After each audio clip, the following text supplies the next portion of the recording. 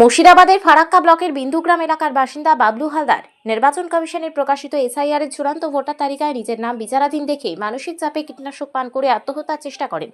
বর্তমানে তিনি আশঙ্কাজনক অবস্থায় জঙ্গিপুর মহকুমা হাসপাতালে চিকিৎসাধীন। পরিবার সূত্রে জানা গিয়েছে, শনিবার চূড়ান্ত ভোটার তালিকা প্রকাশের পর বাবলু হালদার তালিকা খতিয়ে দেখেন যে তাঁর নিজের নামের পাশাপাশি তার দুই ছেলের নামও বিচারাধীন হিসেবে উল্লেখ রয়েছে। বিষয়টি তাকে গভীরভাবে মানসিক আঘাত দেয়। দীর্ঘদিন ধরে ভোটার তালিকায় নাম থাকা সত্ত্বেও হঠাৎ এমন অবস্থান দেখে তিনি অত্যন্ত উদ্বিগ্ন হয়ে পড়েন। পরিবারের দাবি, এই ঘটনাকে কেন্দ্র করেই তিনি চরম মানসিক চাপে ভেঙে পড়েন এবং অসাবধানতাবশত কীটনাশক পান করেন। পরিবারের সদস্যরা দ্রুত বিষয়টি টের পেয়ে তাকে উদ্ধার করে প্রথমে বেনিয়াগ্রাম গ্রাম প্রাথমিক স্বাস্থ্য কেন্দ্রে নিয়ে যান। সেখানে প্রাথমিক চিকিৎসা শুরু হলেও শারীরিক অবস্থার দ্রুত অবনতি হয় চিকিৎসকেরা তাকে তড়িঘড়ি জঙ্গিপুর মহকুমা হাসপাতালে স্থানান্তরিত করেন। বর্তমানে হাসপাতালে চিকিৎসকদের নিবিড় পর্যবেক্ষণে তাঁর চিকিৎসা চলছে। ঘটনাকে কেন্দ্র করে এলাকায় চাঞ্চল্য ছড়িয়েছে।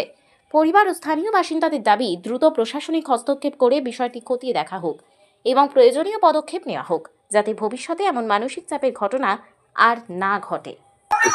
নাম আছে স্যার, ভোটার লিস্টে কি নাম লেখায়? নাম এসেছিল, নামের উপরে একটা কিছু দেওয়া ছিল। বিচারাধীন লেখা ছিল। এই আতঙ্কে এই আতঙ্কতে বিষটা খেয়েছে। কবে খেয়েছে? কালকে খেয়েছে। এখন কোথায় আছে? এখন জঙ্গিপুর হাসপাতালে আছে। কেমন আছে? আছে, অত ভালো নেই।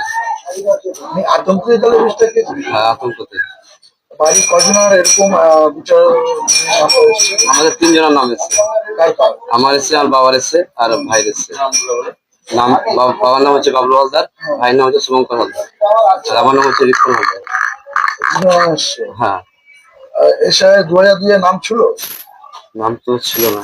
নাম ছিল, তারপরে কি শুনানিতে ডাকছিল? হ্যাঁ, ডাকছিল। সমস্ত ডকুমেন্টস কি দিয়ে এসেছিল? হ্যাঁ, দিয়েছিল। কোথায় দিয়েছিল? বিডিও অফিসে। কি ঘর পেয়েছে? আবার আপনি আবার জন্য ঘরও পেয়েছেন? হ্যাঁ। ও ঘরটা কার নামে এসেছিল? বাবার নামে এসেছিল। বাবার নামে এসেছিল।